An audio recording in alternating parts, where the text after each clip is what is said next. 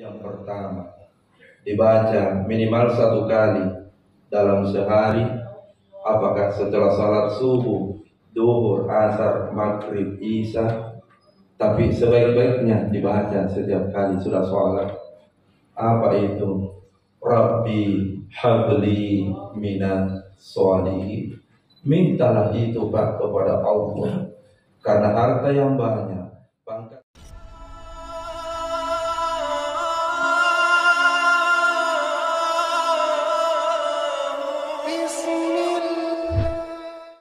Allahumma salli ala sayyidina Muhammad amma ba'd.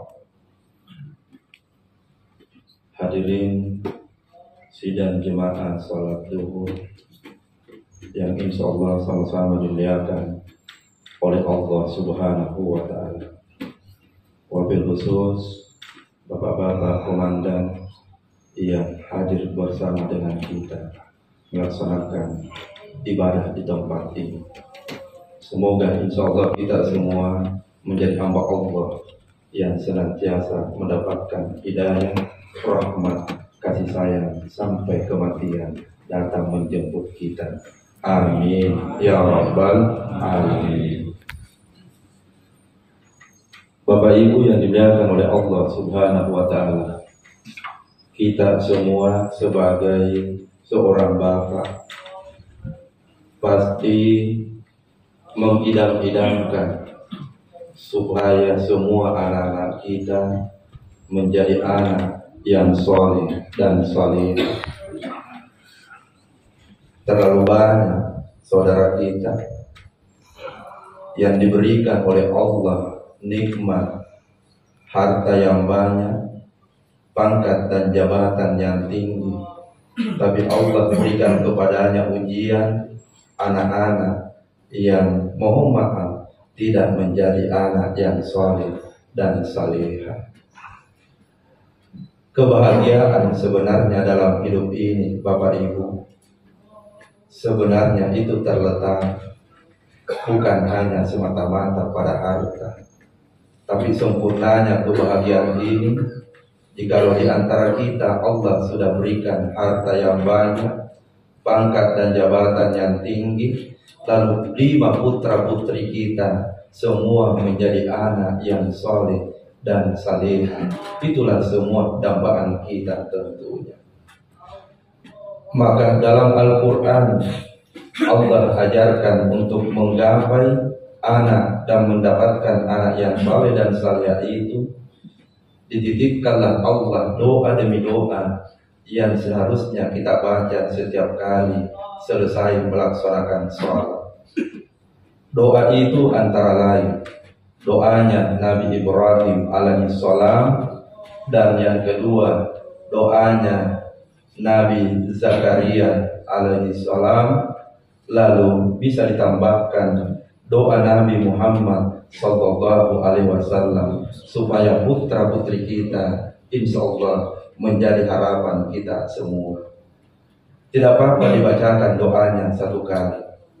Doa Nabi Ibrahim yang pertama dibaca minimal 1 kali dalam sehari, apakah setelah salat subuh, duhur, asar, maghrib, isya, tapi sebaik-baiknya dibaca setiap kali sudah salat.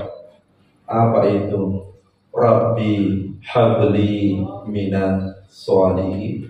Mintalah itu Pak kepada Allah, karena harta yang banyak, pangkat dan jabatan yang tinggi, rasanya hampa kalau 5 anak-anak tak kelak, ataukah putra putri kita tidak mau mendengarkan kata-kata itu. Maka dibacalah setiap bulan salat, jangan lepaskan doa ini. Rabbi habli minas sholihin. Berikan kepada ya Allah anak-anak yang soleh dan salehah, supaya tenang di kantor untuk melayani masyarakat Kota Makassar ya Allah.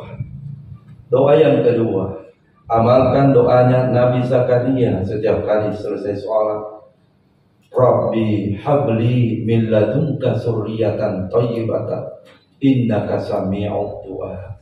Yang artinya, ya Allah, semoga anak-anak yang Engkau titipkan kepada ya Allah, insya Allah menjadi anak-anak permata dalam hidupku ya Allah. yang insya Allah melengkapi kesempurnaan hidup yang singkat ini ya Allah. Lalu boleh ditambah doanya Nabi, semoga kita termasuk orang yang beruntung, bukan hanya beruntung di dunia, tapi lebih-lebih nanti beruntung di padang mahsyar, memiliki anak ataupun cucu keturunan penghafal Al-Quran. Doanya dibaca oleh Nabi setiap sudah sholat, bisa diamalkan supaya beruntung punya anak ataupun keturunan penghafal Al-Quran. Itulah semulia-mulia orang tua nanti. Bukan hanya di dunia dia beruntung, tapi di alam kubur mereka sudah lebih beruntung lagi dibandingkan apa yang kita bayangkan. Apa doanya? Allahumma faqihu fiddin wa 'allimhu ta'wil. Bacalah doa itu dan mau lebih beruntung dan berupaya ditiupkan di wajah anak setiap kali berjumpa. Insya Allah keberkahan doa Nabi yang sudah dibacakan tadi akan turun kepada anak. Kalaupun bukan anak kita, akan turun kepada cucu kita nanti. Insya Allah. Amin ya rabbal alamin. Selain 3 doa, ditambahkanlah orang tua dulu kita, mohon maaf Bapak Ibu, mau bukan menggurui. Orang tua dulu kita umumnya tinggalnya di kampung, umumnya mereka tidak tinggi sekolahnya, apalagi kuliah. Jangankan sekolah, jangankan kuliah di tahun 60-an, di tahun 70-an saat itu, makan saja makanan setiap hari begitu berat mereka untuk bisa makan nikmat. Tapi lihat Pak Ibu, berkat didikan dan bimbingannya, semua anak-anaknya termasuk bapak-bapak komandan, ibu-ibu yang hadir di tempat ini, itu adalah buah dari mereka dalam mendidik kita penuh kesabaran. Mereka tidak kuliah tapi mampu menyekolahkan anak sampai sukses, dan anak-anaknya semua tinggi pangkat dan jabatannya. Yang tak kalah penting lagi, anak-anak yang lahir dari mereka itu anak yang berakhlak kepada kedua orang tua. Bandingkan sekarang Pak, di zaman now, anak-anak kita mungkin sudah sarjana, bahkan titelnya sangat tinggi, tapi kenapa anak-anaknya susah diatur? Begitu sulit mendengarkan anak-anak sekarang dibandingkan kita di saat kecil. Makanya termasuk saya ambil pelajaran dan mengambil pelajaran dari semua yang dilakukan oleh orang tua sebelum mondok di pesantren Mangkoso. Sejak tamat SD 92, saya lakukan riset penelitian kitab-kitab orang dulu dan amalan orang-orang dulu. Kenapa anak-anak patuh sekali kepada orang tua? Ternyata jawabannya ada pada poin pertama, selain tadi 3 doa Bapak Ibu yang diamalkan. Apa amalannya orang tua dulu kita? Karena mereka umumnya tidak sampai kasihan itu kuliah. Ternyata amalannya yang pertama, sebelum dibahaskan, mohon jujur dengan kata hati tak semua Bapak Ibu.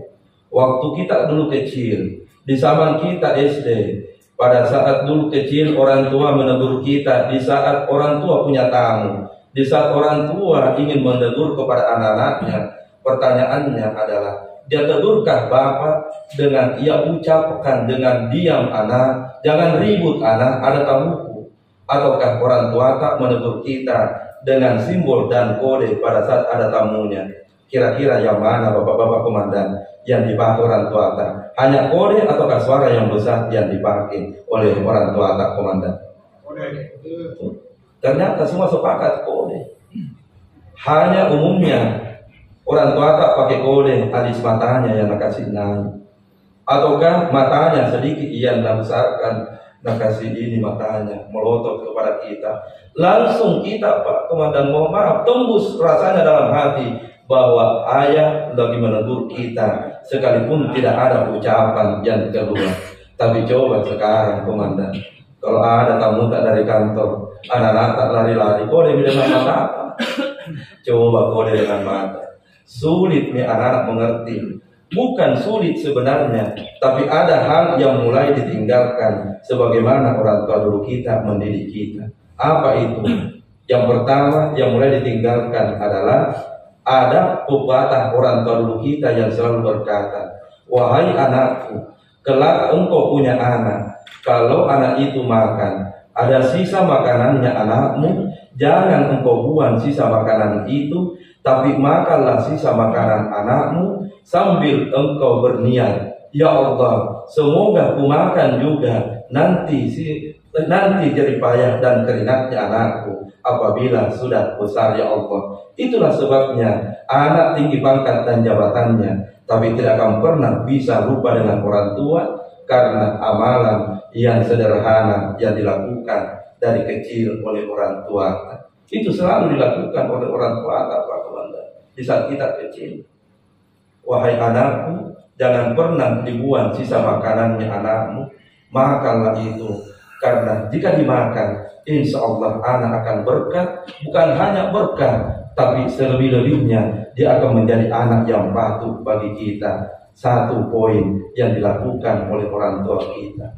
Yang kedua, orang tua dulu kita punya amalan sederhana, tapi coba yang merasakan di tempat ini. Ada orang yang tidak bisa makan enak kalau dia tidak ingat kedua orang tuanya dulu.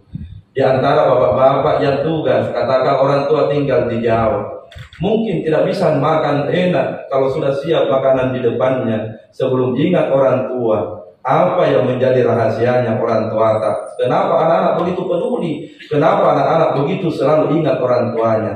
Amalannya adalah orang tua di saat kita kecil selalu iajukan air minum yang dia minum, salawat, dan setelah diminumkan itu oleh orang tua untuk kita yang sudah dibacakan salawat, dia minumkan kepada anak-anaknya pelan-pelan, sedikit demi sedikit dari sisa air minum yang diminum oleh bapak. Siapa orang tua yang lakukan ini, buktikanlah 20 tahun akan datang, anak sudah menjadi pejabat besar, maka lihat, tidak akan pernah mulutnya akan kasar bicara kepada orang tua. Kenapa tidak bisa bicara kasar mulutnya anak kepada orang tua? Karena kita telah memberikan minuman sejak kecil dari minuman kita yang telah dihidupkan salawat kepadanya. Tenang, kita pasti bekerja, Pak, kalau anak-anak semua sudah baik di belakang. Tapi mohon maaf, bukan menggurui. Hidup ini terasa hampa semua, Pak, kalau anak-anak tidak mau mendengarkan kata-kata. Padahal siang malam kita bekerja untuk mereka, tapi mereka tidak peduli dengan kita. Mohon maaf, waktu mungkin sudah cukup atau saya tambah lagi, Pak? Mohon maaf, saya tambah lagi sedikit, Komandan. Baik, saya tambah. Karena memang ini penting. Orang tua dulu kita, Pak Ibu, biar miskin bagaimana, mohon maaf. Karena orang tua tak, biar bagaimana miskinnya orang tua tak, Pak. Kalau ia sudah memberikan sesuatu kepada anak-anaknya, maka tidak pernah diikuti dengan kata-kata marah sedikit pun kalau dia sudah kasih.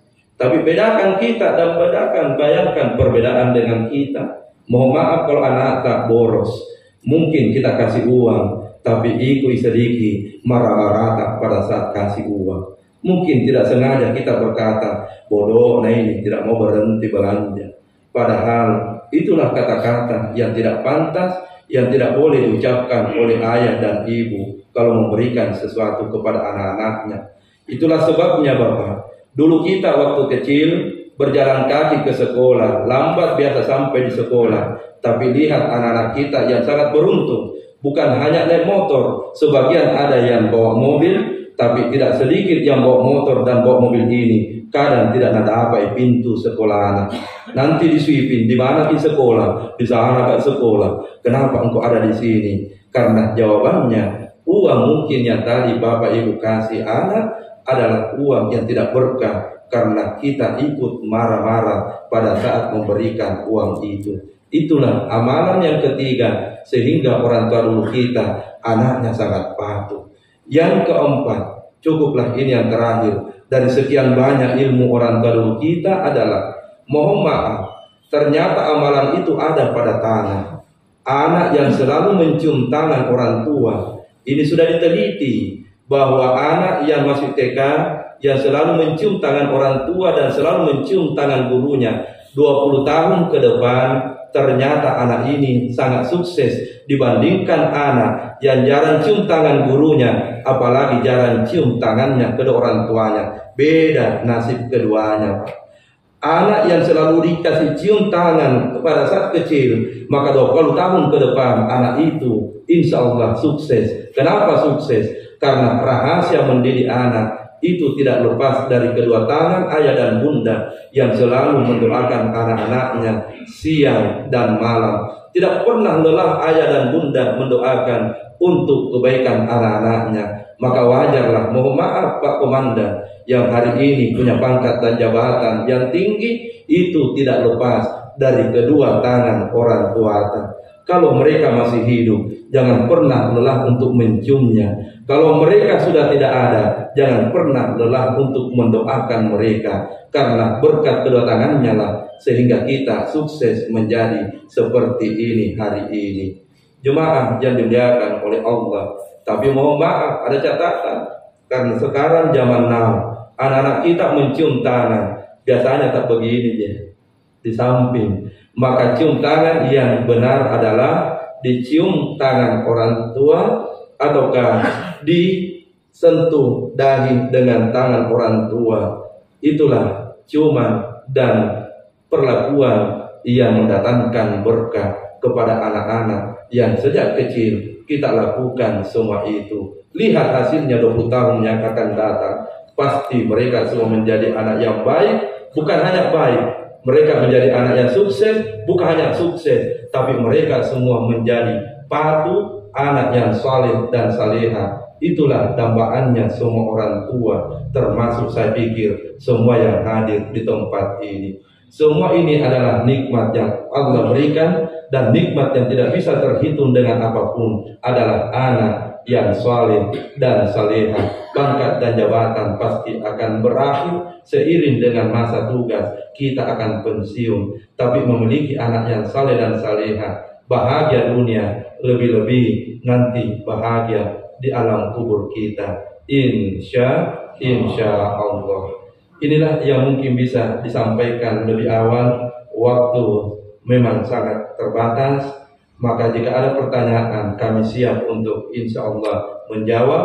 Dan kalau tidak ada pertanyaan, ingin didengarkan kembali ceramahnya, insya Allah bisa nanti dinonton di YouTube. Ceramah ini akan live di YouTube, nanti akan tayang kembali di YouTube, insya Allah, supaya istri bisa dengarkan juga doa dan amalan supaya mereka pun tahu ilmunya, insya Allah. Silakan kalau ada yang mau bertanya.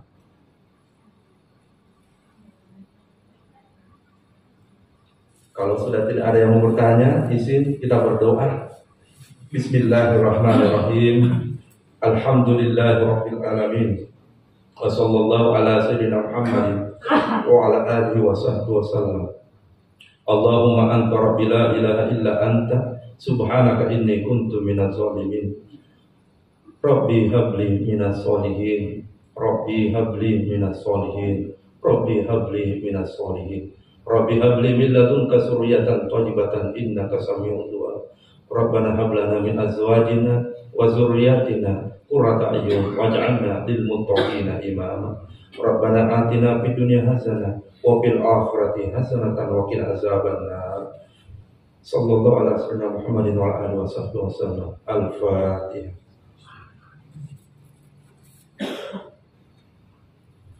Mohon maaf lahir dan batin, nanti